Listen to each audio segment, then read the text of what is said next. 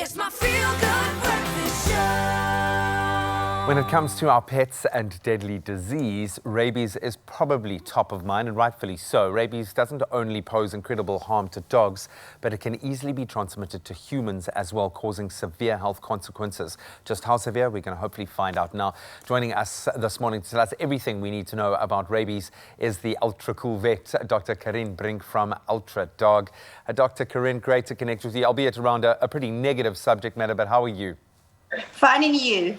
Good, thanks. Obviously a bit of a serious topic this morning. And I've got to ask straight off the bat, is rabies still a prominent problem, and how exactly does it affect dogs in particular? Yes, it's still a very big problem in South Africa. In 2018, there were 16 diagnosed humans with rabies, and last year there was 10. And dogs, specifically if your dog gets it, if they bite you, you will get infected with the disease. So it's usually unvaccinated pets, when they are bitten by a rabid animal, that will get rabies.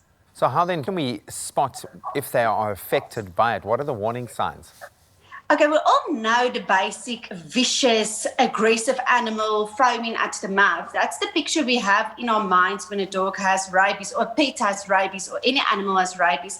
And we call that the furious form. But you also get a dumb form, where the animals are just non-responsive, they wander aimlessly, they are depressed. You can also get non-specific forms, like example where the nerves of the lower jaw will be affected, so the jaw will just hang open.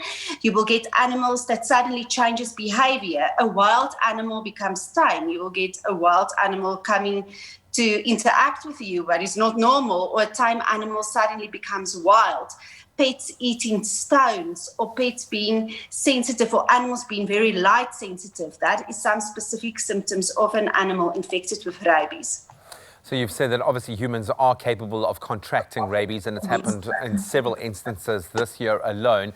How does a dog infect a person? Is it only through a bite? And how do we know if we are affected?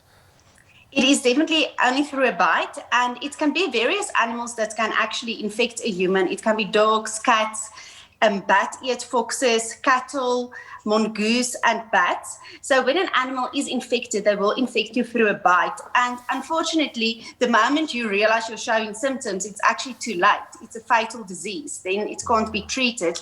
So I always tell people, in that case, prevention is better than cure. If an animal bites you, immediately, and you suspect it's a rabid animal, wash that wound for 5 minutes under warm water and seek medical attention ASAP. And if you are in an occupation like a vet, where you are at risk of getting bitten, you need to get a rabies vaccine every 3 years to make sure you are covered and that you can't get rabies. So when you talk about those preventative measures when it comes to our pets, what do we need to have put in place for our pets, and obviously as an extension for ourselves? Vaccinate, vaccinate, vaccinate. I always tell people the World Health Guidelines say you need to only vaccinate against rabies every 3 years.